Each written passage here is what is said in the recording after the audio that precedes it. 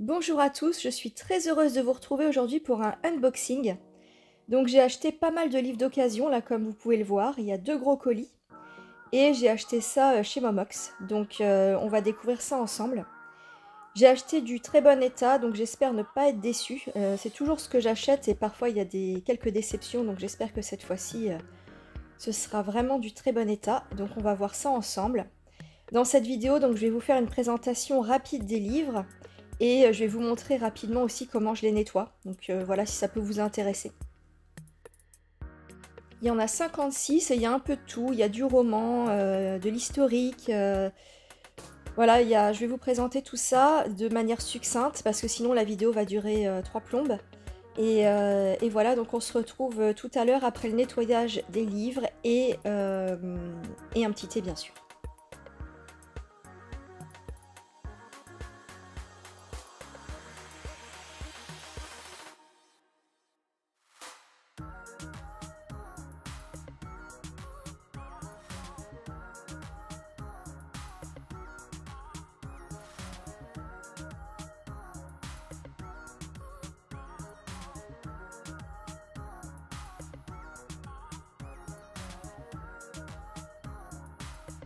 Pour le nettoyage, j'utilise de l'alcool ménager avec un bout de sopalin.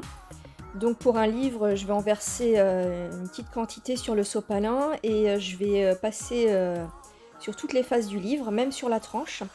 Donc ça va permettre de désinfecter et de redonner un coup d'éclat au bouquin.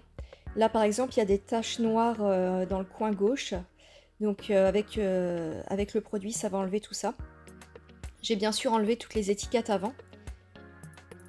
Donc voilà, on frotte bien, surtout là où il y a des taches, et normalement tout s'en va, donc c'est un très bon produit pour nettoyer les livres.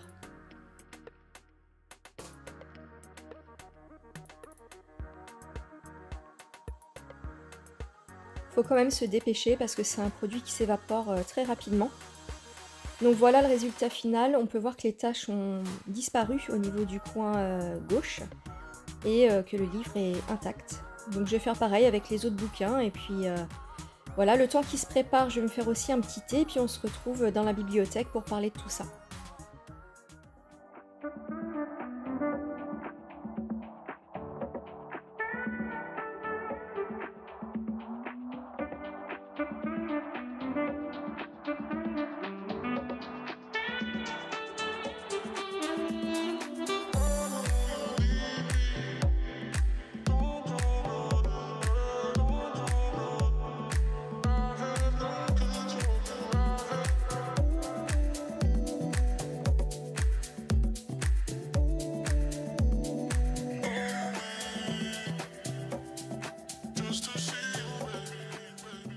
Et on commence avec un livre de Léonore de Recondo, qui est une écrivaine et violoniste française, d'origine espagnole. Et dans ce bouquin, elle va parler de la dernière nuit qu'elle passe aux côtés de son père, qui est en soins palliatifs, suite à une opération qui a mal tourné. Et elle va imaginer un dialogue entre son père et Ernest Hemingway. Donc c'est un livre qui fait appel à l'imaginaire et qui est sur le thème de l'art en général. Ensuite, j'ai acheté 2 bouquins de Simone de Beauvoir. Donc tout d'abord Les Mandarins, qui va parler de la vie d'après-guerre. Et c'est un livre qui a reçu le prix Goncourt en 1954 et dans lequel on va suivre une femme psychiatre qui a la quarantaine et qui est mariée à un écrivain de 20 ans son aîné, qui est très engagé politiquement et plutôt à gauche. Donc on va suivre leur engagement politique et leur point de vue au sortir de la guerre. Et le deuxième, c'est La force des choses, qui fait suite à Mémoire d'une jeune fille rangée et à La force de l'âge. Donc c'est une trilogie, je crois. Et c'est une œuvre autobiographique qui va notamment revenir sur sa relation avec Sartre. On est à la fin de la Seconde Guerre mondiale et elle va nous parler de son voyage aux États-Unis en 1945, de la guerre d'Algérie qui est vécue pour elle comme un drame personnel. Donc voilà, j'essaierai par contre de lire les 2 autres de la trilogie avant. Le mépris d'Alberto Moravia, donc c'est un livre que j'avais envie de lire depuis longtemps et que je vous avais présenté dans mon vlog sur mon voyage à Rome. Et donc c'est l'histoire d'une mésentente au sein d'un couple. On va suivre une femme, Émilie, qui n'aime plus son mari Richard, et voire pire, elle le méprise. Et le lecteur va tenter de comprendre pourquoi, parce qu'en apparence, il n'y a rien qui semble présager un tel sentiment. Donc au fil des pages, on va voir pourquoi il y a un tel mépris dans ce couple. Donc ça a l'air assez intriguant et il y a pas mal de bons commentaires. Donc c'est un livre vraiment que j'ai hâte de lire. On reste dans la littérature italienne avec Le Gang des rêves de Luca Di Fulvio. Donc là, on est à New York dans les années 20 et on va suivre une Italienne venue avec son fils pour tenter de réussir. Donc elle croit au rêve américain, mais elle va déchanter parce qu'elle va se retrouver dans un ghetto et vivre dans la pauvreté. Donc voilà. Et apparemment, c'est un chef-d'œuvre, donc à découvrir. Il a de bons commentaires aussi, donc hâte de le lire. Requiem pour une nonne de Faulkner. Donc là, c'est l'histoire d'une femme qui est mariée à un homme, mais elle est en souffrance dans son couple. Ils ont une fille ensemble et elle vit un enfer avec cet homme. Ils ont une sorte de femme de ménage qui est une femme de couleur qui est à leur service. Et il y a une relation très étrange entre les deux femmes qui semblent se connaître auparavant. Et il y a un lien secret qui les unit, donc on verra. Tropique du cancer d'Henry Miller, apparemment c'est un livre assez subversif, autobiographique, puisque l'auteur veut devenir un écrivain, mais un écrivain du vice, donc je pense que c'est pas un livre à mettre entre toutes les mains. Et on va le suivre dans le Paris des années 30, donc voilà, c'est un auteur à découvrir que je ne connais pas. Elisabeth Costello de Coetzee, qui est un auteur sud-africain. Donc dans ce livre, l'auteur nous raconte l'histoire d'une vieille dame, une romancière sur le déclin, mais qui a eu un gros succès de librairie à 25 ans et qui parcourt le monde pour donner des conférences littéraires à des gens de la haute société. Donc on va la retrouver sur des bateaux de croisière, mais elle a l'air complètement déboussolée et elle semble se poser des questions existentielles. Donc là encore, c'est un auteur que je ne connais pas et pourquoi pas le découvrir à travers ce livre. La femme des sables de Kobo Abe, c'est un livre qui a l'air assez particulier et qui m'intrigue depuis longtemps. Là, on va suivre un homme qui va se retrouver dans un village inconnu, au fond des dunes, et qui va être prisonnier du sable, qui l'envahit chaque minute un peu plus dans sa maison. Donc je pense que ça peut être un livre étonnant, et ce sera en plus l'occasion de découvrir un nouvel auteur japonais. Donc hâte de lire ce bouquin.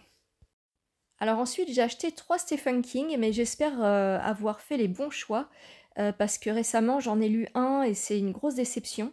Je vais d'ailleurs vous en parler dans mon prochain point lecture, et j'espère qu'au moins l'un des 3 vaudra le coup. Si vous les connaissez, n'hésitez pas à me dire en commentaire ce que vous en pensez, ou éventuellement m'en conseiller un autre. Voilà, c'est un auteur que j'ai envie de découvrir, mais là, j'avoue que j'étais un peu déçue ces derniers temps. Alors, le premier des 3, c'est Fin de ronde. On est dans un hôpital dans le service des traumas crâniens et un homme végète. Donc, d'après les médecins, il est peu probable qu'il retrouve ses capacités et pourtant, l'homme a d'étranges pouvoirs et des pouvoirs plutôt maléfiques qui pourraient bien faire d'énormes dégâts et ce, même à distance depuis son lit d'hôpital. Donc, ça a l'air assez étrange. Ensuite, j'ai choisi Sac d'os. Donc, c'est un mari qui va enquêter sur la mort mystérieuse de sa femme. Et il va découvrir qu'elle faisait des recherches sur sa famille et sur la maison qu'ils venaient d'acheter ensemble, juste avant son décès. Donc il va faire des découvertes assez macabres sur le décès de son épouse. Et ensuite, j'ai choisi L'Institut, qui est sorti en 2021, donc je pense que c'est le dernier livre de l'auteur. Donc apparemment, quand les enfants entrent dans cet établissement, ils n'en sortent plus. Et on va suivre Luc, qui est un surdoué, qui a été kidnappé chez lui et emmené de force dans cet établissement. Donc l'Institut est peuplé d'enfants ayant des dons ou des pouvoirs surnaturels et on va voir ce qu'on attend d'eux et pourquoi on les maintient enfermés. C'est un livre qui a de bons commentaires, donc j'espère ne pas avoir fait le mauvais choix. On poursuit avec Délicieuse pourriture de Joyce Carol Oates, j'adore le titre. On est en 1975 et ça va être l'histoire d'une femme qui est tombée amoureuse de son prof de littérature, mais ce dernier est pervers et manipulateur et il va pousser cette étudiante et les autres à dévoiler leur intimité en cours, donc ça va être une ambiance assez malsaine. Comme j'aime bien les bouquins de psycho, j'ai choisi L'œil de l'esprit d'Olivier Sacks. Donc c'est un médecin neurologue et écrivain britannique et dans ce livre, il explore la vision. Donc il va parler des cas qu'il a rencontrés dans sa pratique. Par exemple, quelqu'un qui ne reconnaît plus les visages ou un autre qui ne reconnaît plus les objets. Donc c'est des histoires de cas à chaque fois et ça a l'air très intéressant. On passe ensuite à L'île de Robert Merle, un auteur que je ne connais pas non plus. Décidément, je vais découvrir pas mal d'auteurs grâce à ces bouquins. Donc c'est l'histoire de plusieurs hommes qui ont affaire à la justice et qui décide de rejoindre la Polynésie pour tenter de créer, une nouvelle société, de se refaire une vie un peu loin d'Europe. Je pense qu'ils partent d'Angleterre, quelque chose comme ça. Mais là-bas, ils vont se confronter, aux personnes qui vivent déjà sur place, donc ça va donner lieu à des conflits. Donc je pense que ça peut être un livre très intéressant.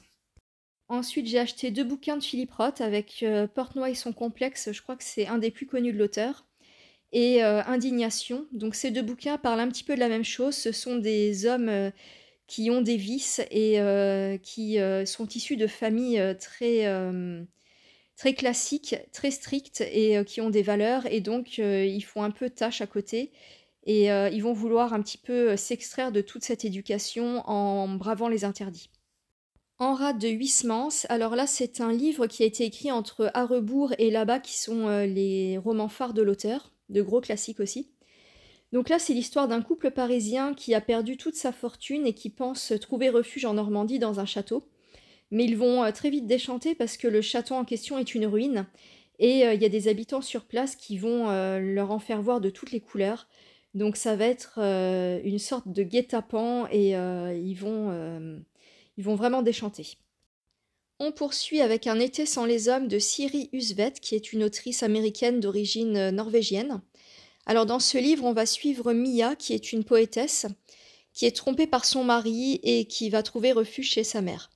Donc là-bas, elle va remonter la pente doucement, elle va passer par des phases de dépression, de tristesse, de mélancolie, et petit à petit, elle va le retrouver le goût à la vie, et même finir par enseigner la poésie à de jeunes adolescentes. Donc c'est un récit de vie, un portrait de femme, et dans ce bouquin, ça parle beaucoup de deuil aussi, puisqu'il y a la mère de Mia qui a perdu son mari. Donc c'est une veuve, et elle aussi est entourée de femmes, donc ça va être... c'est un livre autour des femmes. Un auteur que j'aime beaucoup, Hermann Hesse, et là j'ai choisi Le Voyage en Orient qui manquait à ma bibliothèque. Là on est plus sur un conte philosophique, un voyage initiatique. Donc ça va parler d'un personnage qui va voyager, mais je pense qu'il n'ira pas au bout de son périple et se questionnera plutôt sur le sens de la vie. Donc voilà. Ensuite, j'ai choisi En attendant Bojangles d'Olivier Bourdeau. J'en entends beaucoup parler en bien, donc c'est un livre qui m'intrigue. Et ça a l'air d'être une pépite en plus, donc c'est l'histoire d'un couple qui a un petit garçon et qui danse, qui rit aux éclats, donc en apparence tout va bien. Et même un peu trop, puisque derrière ce bonheur apparent se cache un lourd secret, donc que le lecteur pardon, va découvrir. Ensuite, j'ai choisi Rimbaud le fils de Pierre Michon. Alors apparemment, c'est pas une biographie qui revient sur la vie de Rimbaud, mais c'est difficile de trouver de quoi traite ce livre. C'est un Rimbaud peut-être vu sous un autre jour, donc si vous en savez quelque chose, n'hésitez pas à me laisser un commentaire. Un livre qui me tentait bien, c'est Extravagantes sur Mitford d'Annick Le Floch-Mohan. Alors là, ça va parler de 6 sœurs qui sont des aristocrates anglaises, complètement déjantées et qui ont connu une destinée hors du commun. Elles ont défrayé la chronique sous l'ère victorienne. Donc il y en a une qui va soutenir Hitler tandis que l'autre se passionne pour le fascisme anglais. Et la troisième, par exemple, va s'engager aux côtés des insurgés espagnols. Donc elles ont toutes des trajectoires complètement différentes et très opposées. Donc ça a l'air vraiment passionnant et surtout très riche d'un point de vue historique, donc c'est surtout ça qui m'intéresse. Un Stefan Zweig que je n'avais pas encore dans ma bibliothèque, c'est La guérison par l'esprit qui va parler de Sigmund Freud et qui va revenir sur ses découvertes et bien sûr sur la naissance de la psychanalyse, donc ça peut être très intéressant. L'envers et l'endroit de Camus, alors c'est son premier bouquin qui est paru en 1937, c'est un essai. J'ai pas vraiment réussi à trouver de résumé de ce livre, mais je crois que ça a l'air autobiographique. N'hésitez pas à me dire en commentaire si vous le connaissez et ce que vous en pensez. Toujours du même auteur, j'ai choisi La mort heureuse. Donc c'est un récit dans lequel on va retrouver les prémices de son grand succès L'étranger. Et je crois qu'on va retrouver son personnage de Meursault, si je ne dis pas de bêtises. Donc là encore, si vous connaissez ce livre, n'hésitez pas à me laisser un commentaire, ça m'intéresse beaucoup. Un peu de littérature russe avec La logeuse de Dostoïevski. Donc c'est une nouvelle dans laquelle un homme va tomber amoureux de sa logeuse.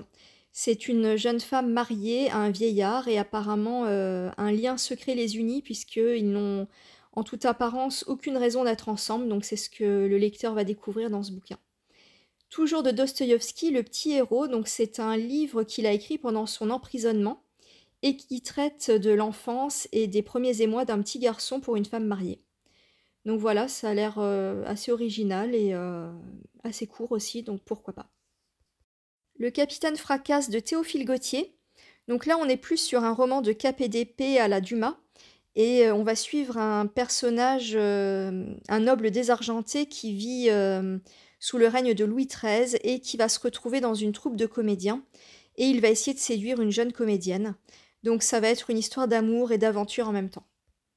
Alors tout autre chose avec L'apiculteur de Maxence Fermine, que j'ai du mal à mettre dans une catégorie parce que certains parlent de poésie, d'autres de contes ou encore de romans initiatiques. Donc je ne sais pas trop de quoi il s'agit, mais en tout cas on va y suivre un homme qui se lance dans l'apiculture et qui va avoir de très belles récoltes les premières années, mais qui va connaître une année noire et qui va le plonger dans la déprime. Donc certains comparent ce livre à L'Alchimiste de Paulo Coelho, donc si vous aimez ce livre, vous pourrez aimer L'apiculteur. Un peu de littérature vénézuélienne avec cette autrice que je ne connais pas du tout, Karina Sainz-Borgo, qui a écrit La fille de l'Espagnol. Ça va parler de guerre civile au Venezuela, à Caracas en particulier, et on va suivre Adelaida qui vient de se faire dépouiller et qui doit quitter son immeuble. Elle va retrouver refuge chez une voisine et va devoir se cacher là-bas et refaire sa vie, donc ça a l'air passionnant. Pierre Grimal a enseigné pendant plus de 30 ans à la Sorbonne, donc c'était un prof d'histoire, et il a écrit La civilisation romaine, donc j'ai vraiment hâte d'en savoir davantage sur ce bouquin, ça a l'air vraiment passionnant et très enrichissant. Ensuite, j'ai acheté 2 livres de cet auteur, Christophe Onodibio, dont j'entends beaucoup parler. Le premier, c'est La Minute Antique. J'ai pas vraiment réussi à trouver de résumé à ce bouquin, mais je pense qu'il va parler d'actualité à travers le prisme de la Rome antique, donc ça peut être intéressant à découvrir. Et le deuxième, c'est Croire au merveilleux, et on va suivre César, qui est un quadragénaire qui a perdu sa compagne, décédée tragiquement, et qui va passer par plusieurs étapes jusqu'à vouloir en finir en ingurgitant des calmants. Puis il va faire une rencontre qui va un petit peu chambouler toute son existence, et une femme va peu à peu le faire sortir de sa dépression dans laquelle il s'était enfermé. Donc c'est le récit d'un retour à la vie après un deuil. Encore 2 livres d'un même auteur, cette fois-ci c'est Tahar Ben Jelloun. Le premier c'est Sur ma mère, et ça va parler de la maladie d'Alzheimer dont a été atteinte sa mère. Et c'est un livre qui a l'air assez prenant et émouvant d'après ce que j'ai pu en lire dans les commentaires, donc voilà. Le deuxième bouquin c'est Au pays, toujours du même auteur, qui va retracer l'histoire d'un Marocain venu travailler en France et qui va mal vivre son départ à la retraite. Ses enfants sont grands, mais ils ont toujours vécu en France, donc ils considèrent la France comme leur pays. Et lui a envie de retourner au Maroc, donc c'est très difficile pour lui de tourner le dos à cette ancienne vie. Et pour ne pas sombrer, il va s'engager dans un nouveau projet, donc ça va être l'histoire d'un nouveau départ. On part en Inde avec le ministère du Bonheur suprême d'Arundhati Roy. Alors j'ai regretté un petit peu mon achat parce que j'ai vu les commentaires après, ils sont pas terribles.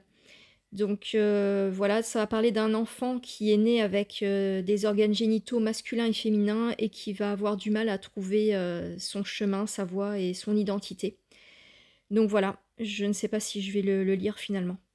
On passe ensuite à Sartre. Donc qu'est-ce que la littérature? Donc c'est un essai dans lequel l'auteur va s'interroger sur le fait d'écrire, donc qu'est-ce qu'écrire et pourquoi écrit-on, et surtout à qui et quel message veut-on transmettre au lecteur.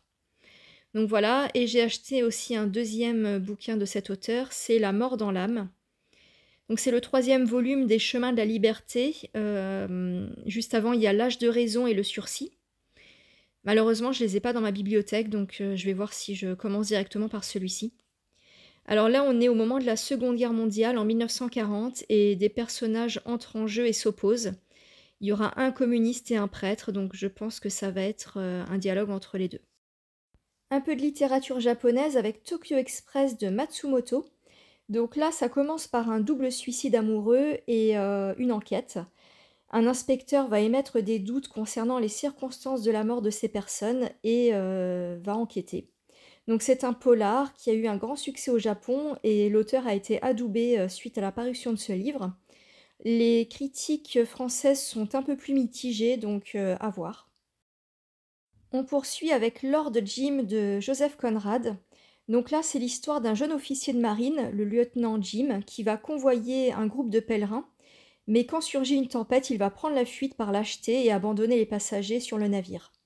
Donc par la suite, il va être pris de remords et va vouloir se racheter en se lançant dans une aventure en Malaisie.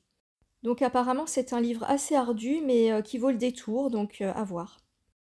Un livre que j'avais repéré chez Gilbert Joseph, c'est L'Art de la joie de Goliarda Sapienza, qui est malheureusement arrivé un peu abîmé, donc la couverture était pliée dans le carton, donc je suis un peu déçue, mais quand même contente de l'avoir et hâte de le lire. Alors c'est l'histoire de Modesta qui est née en 1900 en Italie et ce livre va retracer toute sa vie, donc de son enfance à sa vie d'adulte. Et d'après ce que j'ai compris, le message qui s'en dégage, c'est surtout une femme qui était féministe et qui était très attachée à sa liberté. Donc voilà, ça a l'air d'être passionnant. Les solidarités mystérieuses de Pascal Quignard, donc c'est l'histoire d'une femme qui, après 30 ans d'absence, va retrouver la ville dans laquelle elle a vécu et elle décide de s'y réinstaller et donc elle va retrouver les personnes qu'elle a aimées comme son ancienne prof de piano, son amour de jeunesse et ça va la replonger dans un état de nostalgie. Vie secrète du même auteur, alors là je me suis peut-être un peu emballée parce que j'ai pas regardé les commentaires qui sont très mauvais. Donc en lisant ça, ça me donne pas trop envie de le lire, donc je pense que je vais le mettre de côté pour l'instant. Un livre qui a l'air pas mal, c'est La femme de l'allemand de Marie Sizun. Donc là, on est après-guerre et on va retrouver une femme qui vit seule avec sa petite fille, mais ça va parler de secrets de famille parce qu'il y a une ambiance pesante à la maison. Le père est absent et la fille sent que quelque chose ne va pas dans la famille et que sa mère a parfois des réactions bizarres. Donc elle se sent très différente de ses copines de classe et elle va essayer de comprendre ce qui ne va pas. Donc ça peut être très intéressant, j'aime bien tout ce qui tourne autour des secrets de famille. Un peu d'histoire avec les femmes du roi Soleil de Simone Berthière. Donc là encore, parce que j'aime bien me renseigner sur l'histoire et apprendre de nouvelles choses. Donc ça va être pour le côté amoureux du roi Soleil, donc ça peut être très intéressant à découvrir. Un gros classique qui est souvent lu à l'école, Le Lion de Joseph Kessel. Donc là, il s'agit d'une histoire d'amitié entre une petite fille et un lion. On est dans une réserve du Kenya qui est dirigée par les parents de la petite fille. Et donc les thèmes abordés dans ce bouquin sont l'écologie, le rapport à l'environnement et la culture Maasai qui est très bien expliquée apparemment. Donc je suis passée à côté de ce classique dans ma jeunesse, il serait temps de me rattraper. Lilia Hassen est une autrice contemporaine et elle a écrit L'œil du Pan. Alors dans ce bouquin, on y retrouve une jeune fille qui doit quitter l'île des Pans en Croatie pour Paris, chez sa tante, et elle va se métamorphoser peu à peu, fréquenter la jeunesse dorée des beaux quartiers, et elle va pas du tout se méfier des gens qui l'entourent, c'est une personne très naïve et ça va jouer en sa défaveur. Donc on va découvrir tout ça dans ce bouquin qui a l'air plutôt pas mal.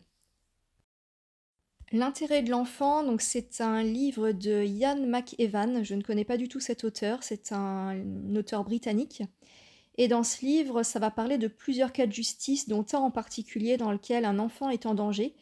Il est entre la vie et la mort et doit se faire transfuser, mais ses parents, qui sont témoins de Jéhovah, refusent. Et donc l'enfant risque de mourir. Donc on va suivre une femme qui va tenter de persuader l'enfant. Donc voilà, ça a l'air très intéressant. Le lièvre aux yeux d'ambre d'Edmund Deval va revenir sur l'épopée de la famille Efrussi, qui sont une famille russe et qui vont faire fortune dans le blé pour ensuite se reconvertir dans la banque.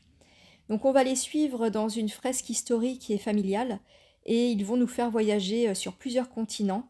Donc on va voir un petit peu leur ascension mais surtout leur chute parce qu'ils vont perdre toute leur fortune. Et il faut savoir aussi qu'un des descendants de cette famille sera immortalisé dans le personnage de Swann de Marcel Proust. Donc j'ai trouvé ça intéressant. L'amour au temps des scélérats de d'Anouar Ben Malek, donc c'est l'histoire d'un homme qui va partir en Syrie à la recherche de la femme qu'il aime. Donc c'est un converti à la religion musulmane et ce bouquin va parler d'amour sur fond de guerre. Donc c'est un homme qui est vraiment prêt à tout pour retrouver son amour de jeunesse et même à déplacer des montagnes. Donc ça a l'air en même temps romantique et terrifiant parce que c'est en période de guerre. Donc voilà, à découvrir. Je suis le fils de Beethoven de Stéphane Malandrin. Alors là, c'est une fable littéraire dans laquelle un homme se prétend être le fils du grand compositeur. Il vit reclus dans son château, confiné dans une bibliothèque, et il a envie que la vérité éclate au grand jour en divulguant cet important secret de famille. D'après lui, sa mère, une domestique hongroise, aurait eu une relation avec Beethoven et il en serait le fils unique. Et donc ça le perturbe au plus haut point et surtout le fait que personne ne soit au courant. Je suis pas sûre de garder ce livre dans ma bibliothèque parce qu'il est arrivé dans un état pas terrible du tout, même en le nettoyant, il est très abîmé. Donc c'est Pavillon de femme de Pearl Buck, une autrice que j'ai lue récemment, dont je vais vous parler bientôt dans mon prochain point lecture. Donc là, on est en Chine et une femme a envie de s'extraire de son rôle d'épouse modèle. Elle ne supporte plus les carcans qu'on lui impose et ne veut plus de relation avec son mari. Donc elle va ruser pour gagner en liberté et c'est un livre qui dépeint la haute société chinoise dans les années 30. Donc ça peut être pas mal. J'ai acheté 2 bouquins de Magda Szabo. Donc le premier c'est Abigail, donc ça va parler d'une femme qui doit quitter sa famille pour aller en pension sans le dire à personne, et elle ne comprend pas pourquoi elle doit quitter le domicile familial du jour au lendemain. Et une fois en pension, elle va livrer ses tourments à une statue du nom d'Abigail, d'où le titre du livre, et cette statue aurait le pouvoir d'aider les âmes en détresse, donc on va voir si elle trouve refuge auprès de cette statue. Et ensuite, La Porte, toujours de la même autrice. C'est un roman autobiographique et ça va parler d'une relation très ambiguë et énigmatique entre la narratrice et sa gouvernante. Donc cette dernière a un passé trouble et la narratrice va devoir redoubler de vigilance face à cette femme étrange. La femme de ménage va se cacher derrière une porte et qui paraît infranchissable et qui reste toujours fermée. Donc ça a l'air très mystérieux et ça me tente pas mal. Et on termine par un livre très connu, Sur la route de Kerouac, qui en général plaît beaucoup. Donc c'est l'histoire d'un homme qui va voyager dans l'Amérique, donc il part en autostop et on va le suivre dans son périple. Donc c'est le récit d'un voyage. Et il faut savoir que Kerouac a écrit ce texte à la machine à écrire pendant 3 semaines, nuit et jour. Donc voilà, j'ai hâte de voir le rendu et c'est un livre qui m'intéresse pas mal. Cette vidéo est maintenant terminée, merci aux courageux qui sont restés jusqu'au bout, j'espère que je ne vous ai pas trop assommé et que vous aurez quand même le courage de m'écrire un petit mot dans la section des commentaires. Et quant à moi, je vous dis à très vite pour une nouvelle vidéo et ce sera sûrement pour un point lecture.